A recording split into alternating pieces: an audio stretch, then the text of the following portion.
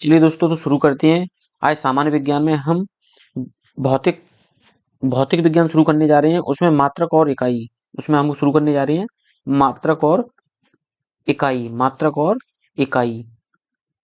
तो इसमें मुख्य इंपोर्टेंट प्रश्न लिए गए हैं जो परीक्षा में बार बार पूछे जाते हैं। ऐसे ही आपका पहला प्रश्न है कि निम्नलिखित में से कौन सी मूल भौतिक राशि है, यानी इनमें से मूल भौतिक राशि कौन सी है। बल है, वेग है, विद्युत धारा है या कार्य है। तो इनमें से जो मौलिक यानी कह सकते हैं मूल भौतिक राशि है, तो जो मूल भौतिक राशि होगी वो आपकी विद्युत धारा होगी। क्या होगी? विद्युत धारा होगी। यानी सी ऑप्शन इसका क्या हो जाएगा? सही आंसर हो जाएगा।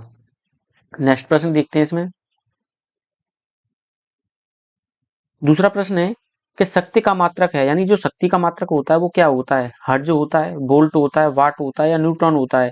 तो जो शक्ति का मात्रक होता है, जो शक्ति का मात्रक होता है वो वाट होता है, यानी वाट होता है। क्या होता है? वाट होता है। क्या होता है? वाट। यानी सी ऑप्शन इसका सही आंसर हो जाएगा।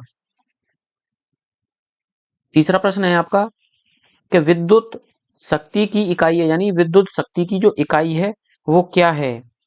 एम्पियर है, वोल्ट है, एम्पियर है, वोल्ट है, कूलाम है या वाट है। तो विद्युत शक्ति की जो इकाई है, विद्युत शक्ति की जो इकाई है वो आपकी वाट है। क्या है? वाट है। नेक्स्ट प्रश्न देखते हैं। चौथा प्रश्न है कि बल का मात्रक है, यानी जो बल है उसका मात्रक क्या है। फैराडे, न्यूटन, फर्मी या रदरफोर्ड। तो जो बल का मात्रक है वो आपका न्यूट्रन हो जाएगा। क्या हो जाएगा? न्यूट्रन, यानी न्यूट्रन। यानी यहाँ पर बी ऑप्शन होगा और यहाँ पर सी होगा। तुम्हारा बी ऑप्शन क्या हो जाएगा? सही आंसर हो जाएगा, यानी न्यूटन। पांचवा प्रश्न है आपका कि कार्य का मात्रक है, यानी जो कार्य है उसका मात्रक है। तो जो कार्य का मात्रक क्या है। जूल है, न्यूट्रॉन है, वाट है या डाइन है। तो जो कार्य का मात्रक होता है, जो कार्य का मात्रक होता है वो आपका जूल होता है। क्या होता है? जूल होता है। यानी ए ऑप्शन हमारा क्या हो जाएगा? सही आंसर हो जाएगा। ऐसे ही हमारा छठवां प्रश्न है कि आवृत्ति को मापा जाता है, यानी जो आवृत्ति है उसको किस में मापा जाता है। हर्ज में, रेडियन में, यानी मीटर प्रति सेकंड में या वाट में। तो जो आवृत्ति को मापा जाता है, आवृत्ति को जो मापा जाता है वह हर्ज में नापा जाता है। किस में नापा जाता है? हर्ज में नापा जाता है। नेक्स्ट प्रश्न देखते हैं। और सातवां प्रश्न है कि हर्ज में क्या मापा जाता है, यानी जो हर्ज है उसमें क्या मापा जाता है। आवृत्ति मापी जाती है, ऊर्जा मापी जाती है, ऊष्मा मापी जाती है या गुणवत्ता मापी जाती है। तो हर्ज में जो मापा जाता है, हर्ज में जो मापा जाता है वो आवृत्ति मापी जाती है, यानी किसी चीज की आवृत्ति मापी जाती है। यानी ए ऑप्शन इसका सही आंसर हो जाएगा। नेक्स्ट प्रश्न है और यह आठवां प्रश्न होगा। क्या होगा? आठवां। चालक की वैद्युत प्रतिरोधकता की इकाई है, यानी चालक की जो वैद्युत प्रतिरोधकता की जो इकाई है वो क्या है। फराद है, वोल्ट है, एम्पियर है या ओम है। तो चालक की वैद्युत प्रतिरोधकता की जो इकाई है वो आपकी हो जाएगी,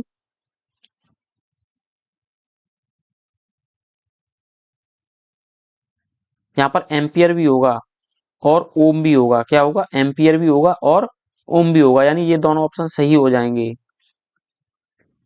नेक्स्ट प्रश्न देखते हैं और ये नौवां प्रश्न होगा कि ओम मीटर मात्रक है, यानी जो ओम मीटर है वो मात्रक है किस चीज का।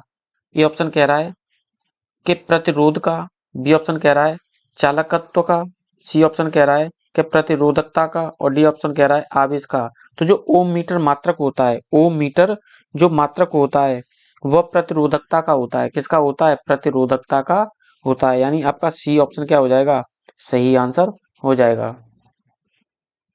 10वां प्रश्न है कि प्रकाश वर्ष इकाई है, यानी जो प्रकाश वर्ष है वो इकाई है किस चीज की इकाई है। दूरी की इकाई है, आयु की इकाई है, समय की या प्रकाश की तीव्रता की। तो जो प्रकाश वर्ष इकाई है, जो प्रकाश वर्ष इकाई होती है वह दूरी की होती है। किसकी होती है? दूरी की। यानी ए ऑप्शन इसका सही आंसर है। 11वां प्रश्न है कि प्रकाश वर्ष मात्रक है, यानी जो प्रकाश वर्ष है वो मात्रक किस चीज का है। समय का है, दूरी का है, चाल का है या बल का है। तो जो प्रकाश वर्ष मात्रक होता है, जो प्रकाश वर्ष मात्रक होता है वो दूरी का होता है। किसका होता है? दूरी का होता है। यानी बी ऑप्शन इसका सही आंसर हो जाएगा। क्या हो जाएगा? बी ऑप्शन सही आंसर हो जाएगा। नेक्स्ट प्रश्न है कि प्रकाश वर्ष होता है, यानी जो प्रकाश वर्ष है वो क्या होता है? वह वर्ष जिसमें सूर्य का प्रकाश अधिकतम रहा हो, या फिर वह वर्ष जिसमें कार्यभार हल्का सा रहा हो। तीसरा ऑप्शन कह रहा है कि प्रकाश द्वारा एक वर्ष में चली गई दूरी, और डी ऑप्शन कह रहा है सूर्य तथा पृथ्वी के बीच की औसत दूरी। तो जो प्रकाश वर्ष होता है, जो प्रकाश वर्ष होता है वह होता है प्रकाश द्वारा एक वर्ष में चली गई दूरी प्रकाश वर्ष कहलाता है। क्या कहलाता है? प्रकाश वर्ष कहलाता है। यानी सी ऑप्शन इसका सही आंसर हो जाएगा। क्या हो जाएगा? सी ऑप्शन सही आंसर हो जाएगा। 13वां प्रश्न है कि प्रकाश वर्ष निम्नलिखित की इकाई है, यानी जो प्रकाश वर्ष है इनमें से किसकी इकाई है? ऊर्जा की है, उम्र की है, तीव्रता की है, दूरी की है। तो जो प्रकाश वर्ष इकाई होती है वह दूरी की इकाई होती है। किसकी इकाई होती है? दूरी की इकाई होती है। यानी डी ऑप्शन इसका सही आंसर हो जाएगा। नेक्स्ट प्रश्न है, 14वां प्रश्न है आपका कि प्रकाश वर्ष मात्रक इकाई है, यानी प्रकाश वर्ष मात्रक इकाई है। तो जो प्रकाश वर्ष मात्रक इकाई होती है वह दूरी का है। किसका है? दूरी का। यानी सी ऑप्शन इसका भी सही हो जाएगा।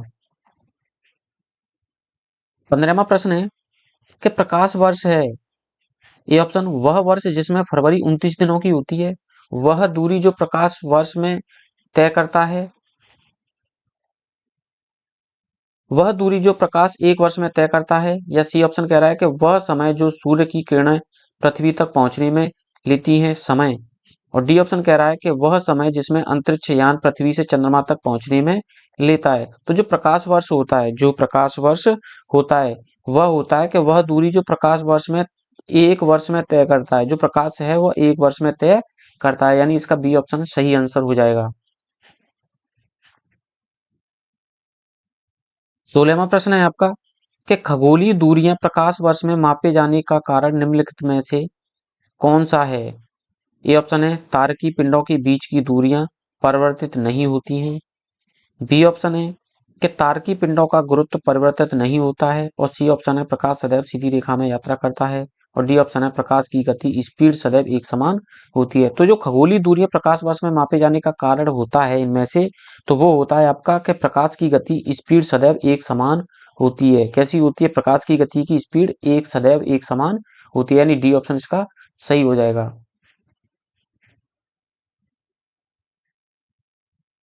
17वां प्रश्न है कि एक पारसिक तारों संबंधी दूरियां मापने का मात्रक बराबर है, यानी एक पारसिक तारों संबंधी दूरियां मापने मापने का जो मात्रक है वह बराबर है किसके?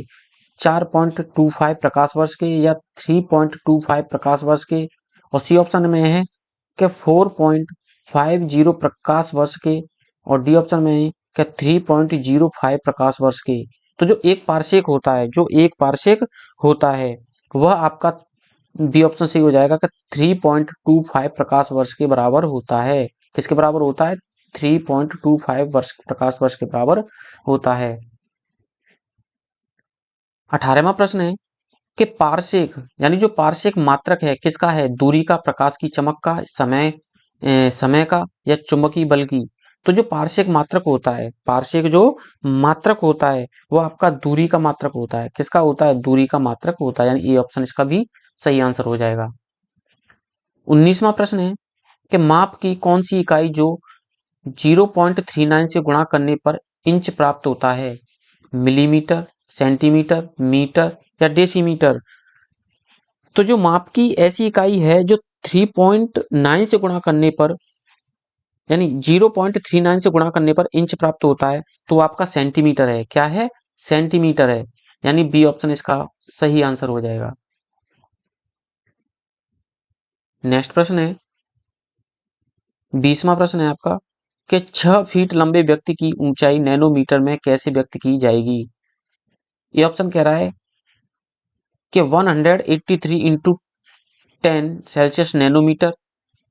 फिर बी, यहाँ पर बी ऑप्शन होगा और यहाँ पर सी होगा। और बी ऑप्शन में 183 इंटू 10 नैनोमीटर। फिर सी ऑप्शन में है 234 इंटू 106 नैनोमीटर। और डी ऑप्शन में 181 इंटू 107 नैनोमीटर।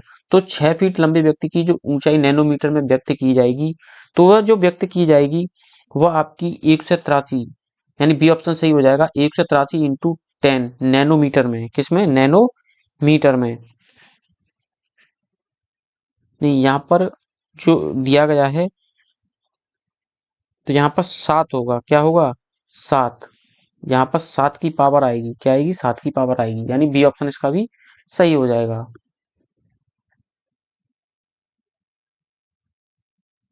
21वां प्रश्न है कि 1 नैनोमीटर होता है, ए ऑप्शन है 10 सेंटीमीटर, बी, यहाँ पर बी आएगा, बी ऑप्शन है कि 10 सेंटीमीटर, दोनों ही एक से ही हैं, और यहाँ पर सी आएगा 10 माइनस 7 सेंटीमीटर, और डी है 10 सेंटीमीटर। तो जो एक नैनोमीटर होता है, जो एक नैनोमीटर होता है, यहाँ पर कुछ गलत है, यहाँ पर आएगा 10 की पावर 6, ऐसे लिख देते हैं 10 की पावर 6, और यहाँ पर भी आएगा 10 की पावर माइनस में 7 आएगा, और 10 की पावर माइनस में 8 आएगा, और 10 की पावर माइनस में 9 आएगा। तो इनमें से जो बताना है कि एक नैनोमीटर होता है, तो जो एक नैनोमीटर होता है वह होता है आपका बी ऑप्शन सही हो जाएगा इसका, कि एक नैनोमीटर जो होता है 10 की पावर 7, 10 की पावर 7 सेंटीमीटर के बराबर होता है, सेंटीमीटर के बराबर होता है।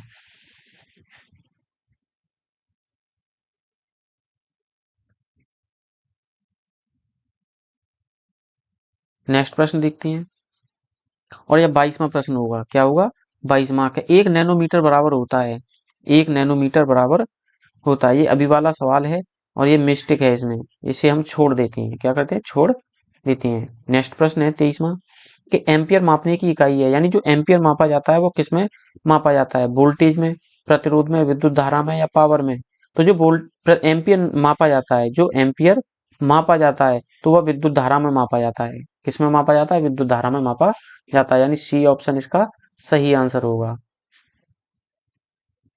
24वां प्रश्न है आपका, कि मेगावाट बिजली के मापने की इकाई है जो उत्पादित की जाती है, उपभोग की जाती है, बचत की जाती है, या ट्रांसमिशन में हास हो जाती है।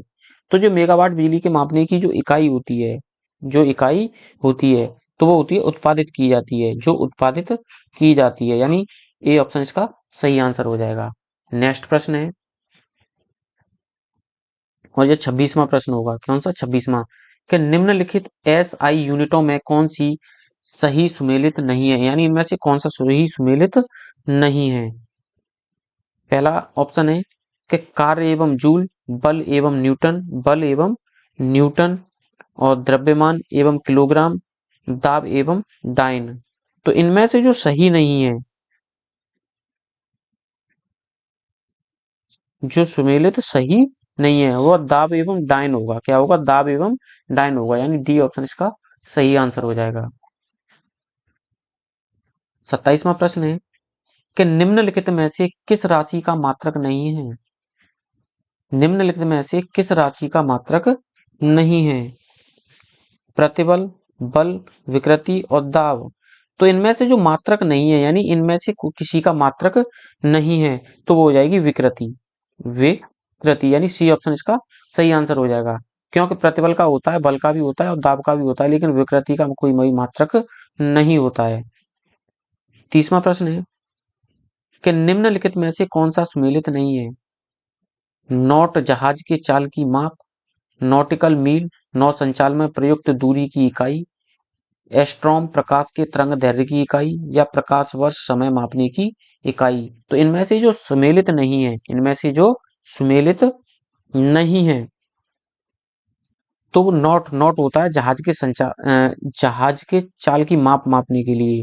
तो यानी प्रकाश, इसका जो सही आंसर हो जाएगा वो हो जाएगा प्रकाश वर्ष समय मापन की इकाई है, नहीं, प्रकाश वर्ष जो समय मापन की इकाई नहीं होती, यानी डी ऑप्शन इसका सही आंसर हो जाएगा, यह सुमेलित नहीं है। 31वां प्रश्न है कि एस्ट्रोम इकाई है, यानी एस्ट्रोम जो इकाई है वो किसकी है, तरंग दैर्घ्य की, आवृत्ति की, ऊर्जा की, या वेग की।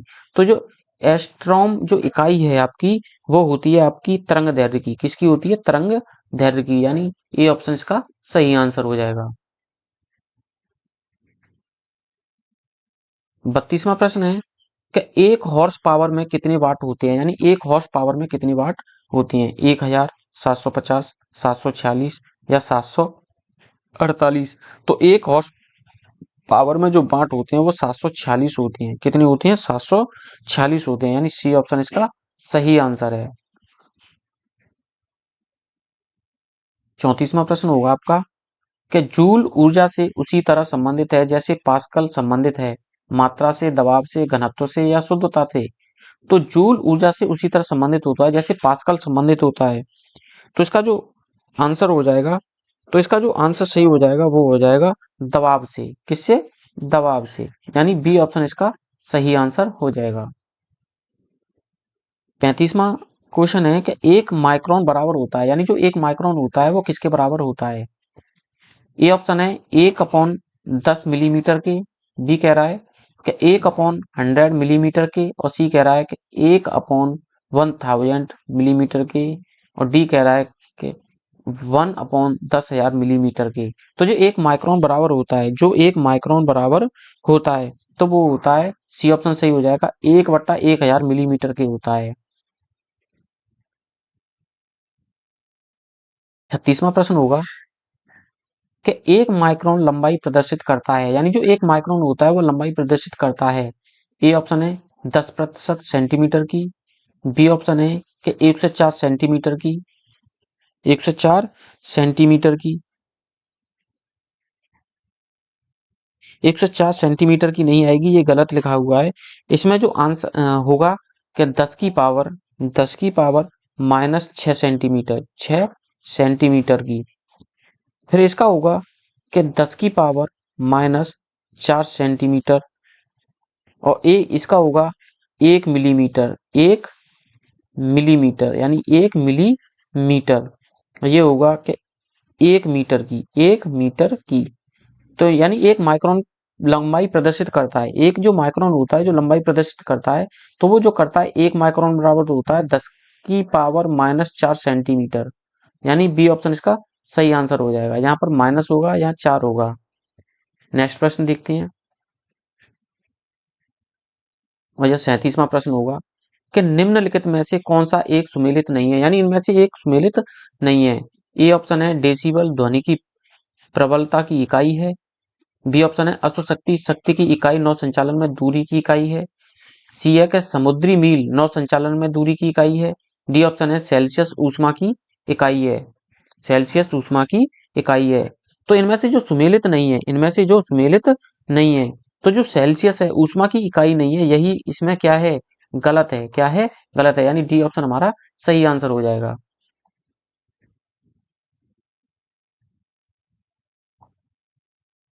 38वां प्रश्न है, देखते हैं इसे कि निम्नलिखित में से कौन सी एक ऊष्मा की इकाई नहीं है?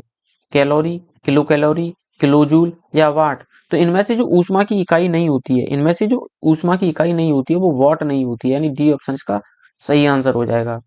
नेक्स्ट प्रश्न देखते हैं, और यह 39वां प्रश्न होगा कि ऊष्मा की इकाई निम्नलिखित में से कौन नहीं है? सेंटीग्रेड, कैलोरी, अर्ग या जूल। तो ऊष्मा की इकाई इनमें से जो नहीं है, ऊष्मा की इकाई इनमें से जो नहीं है, तो वो आपकी नहीं है सेंटीग्रेड। क्या नहीं है? सेंटीग्रेड, यानी ए ऑप्शन इसका सही आंसर हो जाएगा। कैलोरी, अर्ग और जूल ये ऊष्मा की इकाई होती हैं। कैसी होती हैं? ऊष्मा की इकाई होती हैं। 40वां प्रश्न है कि 1 किलोमीटर दूरी का तात्पर्य है 100 मीटर, 1000 मीटर, 1000 सेंटीमीटर या 100 सेंटीमीटर। तो 1 किलोमीटर की दूरी का जो तात्पर्य होता है, जो तात्पर्य होता है वो 1000 मीटर होता है। क्या होता है? 1000 मीटर, 1000 मीटर, यानी हमारा बी ऑप्शन क्या हो जाएगा? सही हो जाएगा। क्या हो जाएगा? सही हो जाएगा, यानी बी ऑप्शन सही है कि 1000 मीटर कितना हो जाएगा? 1000 मीटर। नेक्स्ट प्रश्न देखते हैं, और यह 41वां प्रश्न होगा। कौन सा होगा? 41वां प्रश्न होगा कि एक पिकोग्राम बराबर होता है, एक पिकोग्राम बराबर होता है। तो एक पिकोग्राम बराबर क्या होता है? तो जो एक पिकोग्राम के लिए ये यहाँ पर आंसर दिए गए हैं ये गलत है। यहाँ पर होगा कि 10 की पावर -6 ग्राम, 6 ग्राम की। यहाँ पर होगा कि 10 की पावर -12 ग्राम की, और यहाँ पर होगा 10⁻⁻9 ग्राम के, और यहाँ पर होगा 10⁻⁻15 ग्राम की। तो 1 पिकोग्राम बराबर होता है, तो जो 1 पिकोग्राम होता है वह 10⁻12 ग्राम के बराबर होता है। यानी हमारा ये ऑप्शन सही हो जाएगा। यहाँ पर होगा कि 10⁻12 ग्राम, यानी बी ऑप्शन इसका सही आंसर होगा। नेक्स्ट प्रश्न देखते हैं, और यह 42वां प्रश्न है कि पास्कल इकाई है, यानी जो पास्कल है वो किसकी इकाई है? आर्द्रता की, दाब की, वर्षा की, या तापमान की? तो जो पास्कल इकाई होती है, जो पास्कल इकाई होती है वो दाब की होती है। किसकी होती है? दाब की होती है, यानी बी ऑप्शन इसका सही आंसर हो जाएगा। नेक्स्ट प्रश्न है, और यह 43वां प्रश्न होगा कि दाब की इकाई क्या है, यानी जो दाब की इकाई है वो क्या है? न्यूटन, न्यूटन अपॉन वर्ग मीटर, या न्यूटन मीटर, न्यूटन या न्यूटन मीटर? तो जो दाब की इकाई होती है, जो दाब की इकाई होती है, तो जो दाब की इकाई होती है वो आपकी न्यूटन अपॉन वर्ग मीटर होती है। क्या होती है? न्यूटन अपॉन वर्ग मीटर होती है, यानी ए ऑप्शन इसका सही आंसर होगा। 44वां प्रश्न देखते हैं कि दाब का मात्रक है, यानी जो दाब है उसका मात्रक क्या है? 1 किलोग्राम वर्ग सेंटीमीटर है, बी है कि किलोग्राम सेंटीमीटर है, सी है कि किलोग्राम मिलीमीटर है, डी है कि किलोग्राम घन सेंटीमीटर है? तो जो दाब का मात्रक होता है, जो दाब का मात्रक होता है, तो वो होता है किलोग्राम मिलीमीटर, किलोग्राम मिलीमीटर, यानी सी ऑप्शन हमारा सही आंसर हो जाएगा। 45वां प्रश्न है कि पारिस्थितिक दबाव की इकाई क्या है? जो पारिस्थितिक दबाव है उसकी इकाई क्या है? ये ऑप्शन कह रहा है कि इसकी इकाई बार है, नॉट है, जूल है, ओम है, ओहा है, ओहा, ओम। वैसे ओम आएगी यहाँ पर, क्या आएगी? ओम। तो जो पारिस्थितिकी दबाव की जो इकाई होती है, जो इकाई होती है वह बार होती है। क्या होती है? बार होती है, यानी ए ऑप्शन इसका सही आंसर हो जाएगा। 46वां प्रश्न है कि 1 किलोग्राम अपॉन सेंटीमीटर दाब समतुल्य है। ये कह रहा है 0.1 बार की, ये कह रहा है 1.0 बार के, और सी ऑप्शन है कि 10.0 बार के, या फिर 100.0 बार के। तो जो 1 किलोग्राम अपॉन सेंटीमीटर दाब समतुल्य जो होता है, जो समतुल्य होता है वो होता है 1.0 बार के, यानी बी ऑप्शन इसका सही आंसर हो जाएगा। नेक्स्ट प्रश्न देखते हैं कि निम्नलिखित में से कौन सी अदिश राशि है, यानी इनमें से कौन सी अदिश राशि है? बल है, दाब है, वेग है, त्वरण है? तो इनमें से जो अदिश राशि है, जो अदिश राशि है वह दाब है। क्या है? दाब एक अदिश राशि है। कैसी है? अदिश राशि है। बल, वेग और त्वरण ये सब कैसी हैं? सदिश राशि हैं। कैसी हैं? सदिश राशि हैं। नेक्स्ट प्रश्न देखते हैं, यानी बी ऑप्शन इसका सही आंसर हो जाएगा। 48वां प्रश्न है कि विद्युत विभव के संदर्भ में निम्नलिखित कथनों में से कौन सा सही है? यह कह रहा है कि यह एक अदिश राशि है, यह एक अदिश राशि है, और बी यानी दूसरा ऑप्शन है इसका, यह कह रहा है कि यह एक सदिश राशि है। नीचे दिए गए कूट के सही उत्तर का चयन कीजिए और कूट बताइए। केवल 1, केवल 2, और सी कह रहा है कि 1 और 2 दोनों। डी कह रहा है न तो 1 और न 2। तो इसमें जो सही है वो यह एक सदिश राशि है। विद्युत विभव के संदर्भ में यह बात की जाएगी तो यह केवल एक आएगा। क्या आएगा? केवल एक, यानी ए ऑप्शन हमारा सही आंसर हो जाएगा। यह एक सदिश राशि है। कैसी है? विद्युत विभव यह एक सदिश राशि है। कैसी है? सदिश राशि है। नेक्स्ट प्रश्न है, और 49वां प्रश्न है कि तेल का एक बैरल निम्नलिखित में से लगभग कितना होता है? पहला ऑप्शन है कि 131 लीटर, बी ऑप्शन है 159 लीटर, सी ऑप्शन है 179 लीटर, और डी ऑप्शन है 201 लीटर। तेल का एक बैरल जो होता है लगभग लगभग कितना होता है? तो जो तेल का एक बैरल होता है लगभग 159 लीटर के बराबर होता है। किसके बराबर होता है? 159 लीटर के बराबर होता है, यानी हमारा बी ऑप्शन इसका सही आंसर हो जाएगा। नेक्स्ट प्रश्न देखते हैं, और यह 50वां प्रश्न होगा कि लंबाई की न्यूनतम इकाई है, यानी जो लंबाई है उसकी न्यूनतम इकाई क्या है। ए ऑप्शन है माइक्रोन, बी ऑप्शन है नैनोमीटर, सी ऑप्शन है एंगस्ट्रॉम और डी ऑप्शन है फर्मीमीटर। तो जो लंबाई की न्यूनतम इकाई होती है, लंबाई की जो न्यूनतम इकाई होती है वो फर्मीमीटर होती है। कौन सी होती है, फर्मीमीटर होती है, यानी डी ऑप्शन इसका सही आंसर हो जाएगा। 52वां प्रश्न है कि क्यू सेक में क्या मापा जाता है, यानी जो क्यू सेक है इसमें क्या मापा जाता है। पहला ऑप्शन है जल की शुद्धता मापी जाती है, बी ऑप्शन है जल की गहराई, सी ऑप्शन है जल का बहाव, डी ऑप्शन है जल की मात्रा। तो जो क्यू सेक में मापा जाता है, जो क्यू सेक में मापा जाता है, तो जो क्यू सेक में मापा जाता है वो जल का बहाव मापा जाता है। क्या जाता है ना, मापा जाता है, जल का बहाव मापा जाता है, यानी सी ऑप्शन इसका सही आंसर हो जाएगा। 54वां प्रश्न है आपका कि डॉनसन इकाई, यहाँ डॉनसन नहीं आएगा, डॉप्सन आएगा। डॉप्सन इकाई का प्रयोग किया जाता है पृथ्वी की मोटाई मापने में, हीरे की मोटाई मापने में, यानी ओजोन परत की मोटाई मापने में, या शोर मापने में। यानी डॉप्सन की इकाई का जो प्रयोग किया जाता है, तो जो प्रयोग किया जाता है वह ओजोन परत की मोटाई मापने में